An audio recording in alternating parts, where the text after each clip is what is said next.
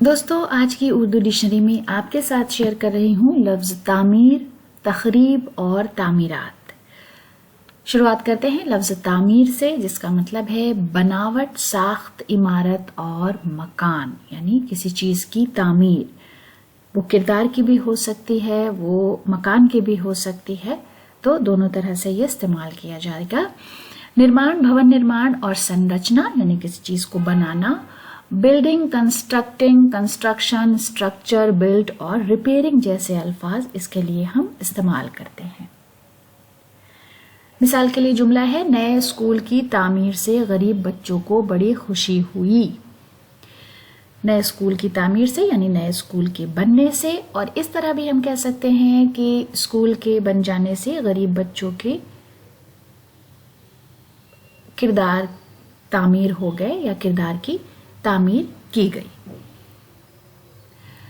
عالم خورشید کا شعر ہے، گزشتہ رت کا امی ہوں، نئے مقام میں بھی پرانی اینٹوں سے تعمیر کرتا رہتا ہوں۔ اس کے بعد لفظ تخریب۔ تخریب کا مطلب ہے تباہی، خرابی، نقصان رسانی، اجاڑنا اور ویران کرنا۔ وناش، خرابی، ہانی پہنچانا اور ڈھانا۔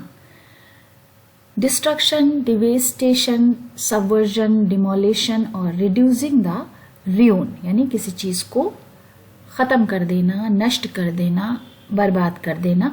پرانی عمارت کی تخریب کا کام زور و شور سے جاری ہے، یعنی پرانی عمارت کو توڑنے کا کام زور و شور سے ہو رہا ہے۔ مقصود وفا کا شعر ہے، مجھ کو تخریب بھی نہیں آئی، توڑتا کچھ ہوں، ٹوٹتا کچھ ہے۔ اس کے بعد تعمیرات۔ تعمیرات آپ تعمیر کی جمع بھی کہہ سکتے ہیں، مگر اس کا مطلب ہوتا ہے عمارتیں، مکان بنانے کا وہ عمل جو کسی توڑ پھوڑ کے عمل کے بعد ہوا ہو، جسے ہم بولتے ہیں رینوویشن۔ اصلاح، درستی کرنا، بناؤ، عمارت بنانا، نئے سرے سے مکان بنانا اور عمارت بنانے کا عمل۔ نرمان، بھون نرمان، سنرچنا، ڈھانچہ اور گٹھن۔ کنسٹرکشن، اسٹرکچر اور بلڈنگ۔ مثال کے لیے جملہ ہے، شہر میں چاروں طرف اتنی تعمیرات ہو گئی ہیں کہ آسمان بھی مشکل سے نظر آتا ہے، یعنی چاروں طرف صرف عمارتیں ہی عمارتیں نظر آتی ہیں۔